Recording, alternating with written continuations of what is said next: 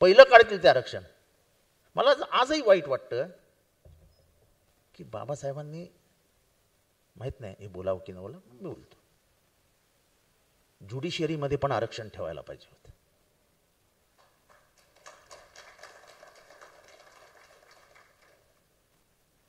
आता मी बोलत नाही, परत कॉन्ट्रोवर्सी तयार होईल. नको, मला भोगावं लागतं. त्याच्यामुळे काही काही जजमेंट्स अशी येतात की आपल्याला पटकन कळतं की याच्यात कुठेतरी जातीचा वास येतोय. It is not expected from judiciary. Judiciary non biased असली पाहिजे, जात व्यवस्थेच्या बाहेर असले पाहिजे, अशी संविधानाची अपेक्षा आहे. पण इथे वकील वर्ग मोठ्या प्रमाणात बसलाय. खरंच असं होतं का? आता कुठेतरी बार काउन्सिलमध्ये बहुजन लोक दिसायला लागली, नाही तर बारमध्ये बहुजन होते. अरे पिढ्यात शिकलेला नव्हता, ते बारमध्ये कुठे जाणार आहेत? हा, ते बारमध्ये जायचे, पण त्या बारमधनं निघून ह्या बारमध्ये यायला गेली ना 70 वर्ष.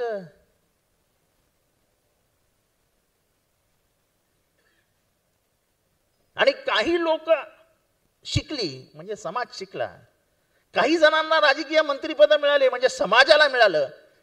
ही जे काय अशी रचना केली जाते त्याचं तर मला फारच आश्चर्य वाटतं. म्हणजे आठवले साहेबांना मिळालं की झालं, सगळ्यांना मिळालं, असं असतं का? पण बोलण्याचं धाडसच कोणी दाखवत नाही. का म्हणून पॉलिटिकल रिझर्वेशन्स ठेवली बाबासाहेबांनी? तुम्ही मला सांगा, एक मागासवर्गीय हा ओपन इलेक्शन मधनं निवडून येऊ शकतो का? कोणीतरी महाराष्ट्रात मला सांगा, हो आयो येईल. 100% 3 लाखाच्या मताने तो पडणार, म्हणजे पडणारच, किती मोठा माणूस असतो. एखादा अकोला मतदारसंघ असतो, कधीतरी एकदा शेड्यूल कास्टच्या माणसाला निवडून देतो.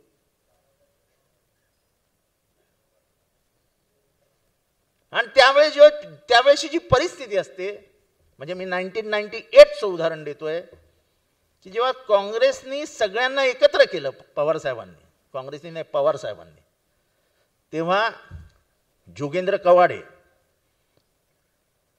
रामदास आठवले, प्रकाश आंबेडकर आणि रासू गवई असे 4 जण ते निवडून आणले. पण त्याच्यासाठी सगळ्या समाजाला एकत्र घेऊन जाणारा नेताही लागतो. आज जेव्हा ओबीसी मध्ये अस्वस्थता निर्माण केली जाते की तुमचं आरक्षण जाईल, कसं जाऊ शकतं? It's a constitutional amendment. उगाच घाबरून आपलं नेतृत्व तिथे स्थापित करायचं म्हणून अस्वस्थ करायचं समाजाला, ही समाजाच्या अपेक्षा भंगासारखं आहे. समाजाला तुमच्याकडनं ही अपेक्षा नाही आहे. समाजाला तुमच्याकडनं प्रोटेक्शनची अपेक्षा असते. समाजाला हे वाटलं पाहिजे आमच्यावर आलं तर हा आहे ना सांभाळायला. जे आजही बाबासाहेबांच्या बाबतीत एका वर्गाला वाटतं, म्हणजे 6 डिसेंबर, 14 एप्रिल आणि 1 जानेवारी इथली गर्दी का वाढते? इतकं आयडॉल वर्शिप आपल्याकडे का होत आहे?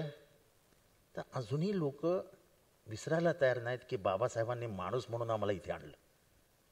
म्हणजे जनावरापेक्षाही वाईट वागणूक मिळणाऱ्या समाजाला कधीही त्या माणसाचं कौतुक असेल की या माणसाने आम्हाला माणूस बनवलं. आणि मला कोणीही सांगू नका की जाती व्यवस्था नाही आहे. जाती व्यवस्था आहे. मी ज्या सोसायटीत राहायचो त्या सोसायटीमध्ये मांसाहार करणारे 2-3 घरच होती. मोठी सोसायटी होती. आमच्या आईला कधीही ते काय भोंडला असतो ना, भोंडला काय काहीतरी ते सगळ्या एका मिळून करतात, माझ्या आईला कधी आमंत्रण नाही करायचे, बोलवायचे नाहीत. ते लहानपणी आपल्या लक्षात नाही यायचं. लहानपणी मी विचारायचो, आई तू का नाही जात का? सगळ्या बायका बसल्या, त्या ही मावशी बसली, ती मावशी बसली. नाही ती म्हणाली मला नाही आवडत रे. पण खरी गोष्ट की तिला बोलवायचीच नाही. हे नंतर आपल्या लक्षात येतं, साला हे असं, ही तर असं होतं.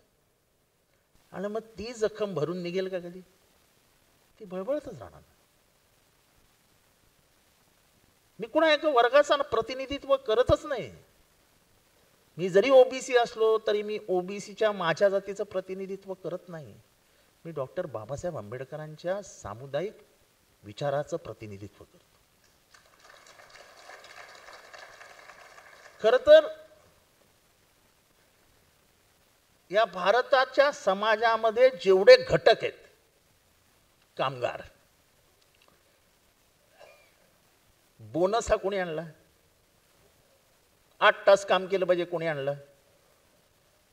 संडेला सुट्टी मिळाली पाहिजे कोणी आणलं? झालं वर्कर्स.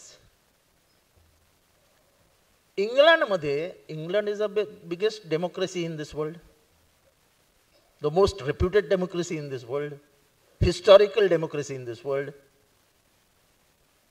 महिलांना मतदानाचा अधिकार किती वर्षानंतर मिळाला? 250 वर्षानंतर. अमेरिकेमध्ये तीच परिस्थिती. भारत हा एकमेव देश आहे की ज्या दिवशी संविधान आलं त्या दिवशी सगळ्यांना आरक्षण मिळालं, वोटिंग राईट मिळालं, फ्रँचाईज.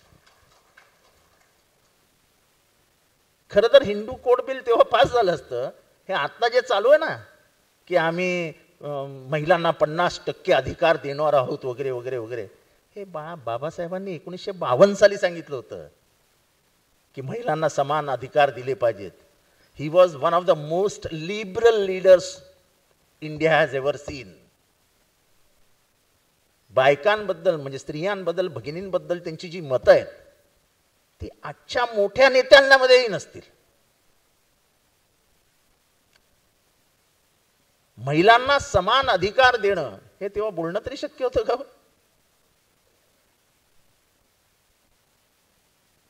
ह्यालाच समान अधिकार म्हणतात ना. आणि ही असमता ही भारतात आज नाही ना. म्हणजे जगाच्या अस्तित्वापासून भारतामध्ये जर असमता असेल, समानता नसेल, तर मग ती आणायला कमीत कमी काही दशकं तर लागतील.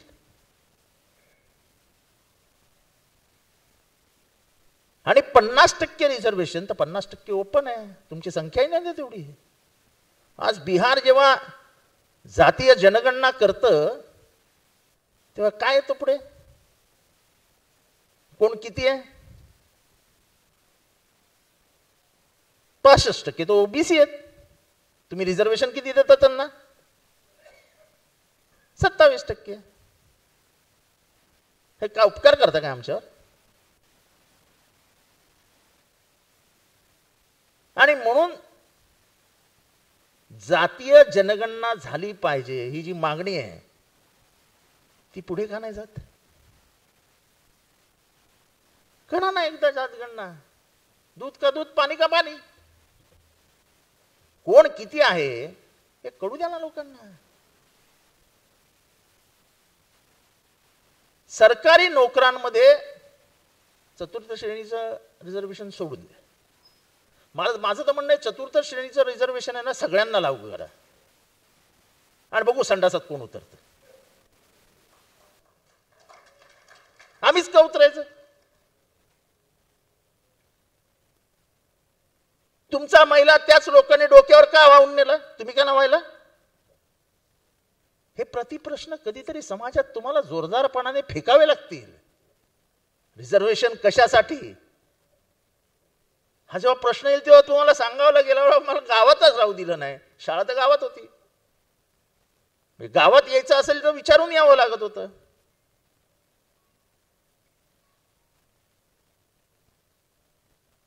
म्हणजे इवन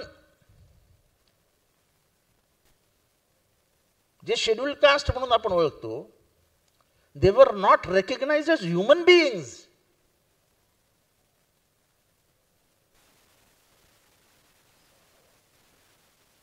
ओबीसी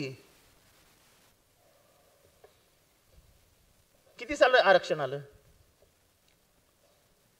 1993 मंडळ आयोग, ते पण विश्वनाथ प्रताप सिंग होते म्हणून तो आयोग स्वीकारला गेला.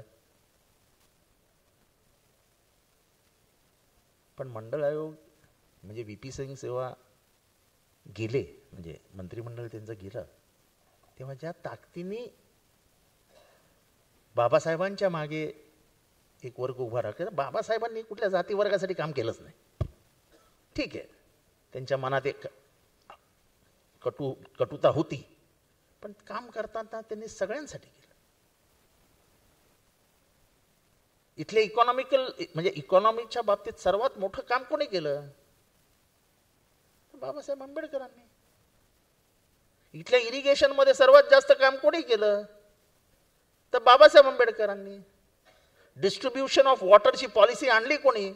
बाबासाहेब आंबेडकरांनी. म्हणजे ते उगाच शिकले नव्हते. आजकालचे डॉक्टरेट जसे बाजारभावाने मिळतात तसे डॉक्टरेट नव्हते. आजही कित्येक जणांचं स्वप्न असतं की मी लंडन स्कूल ऑफ इकॉनॉमिक्स मध्ये जाऊन शिकीन. तिथे 5-5 डिग्र्या घेतल्यात त्या माणसाने. एबीपी माझा, उघडा डोळे बघा नीट.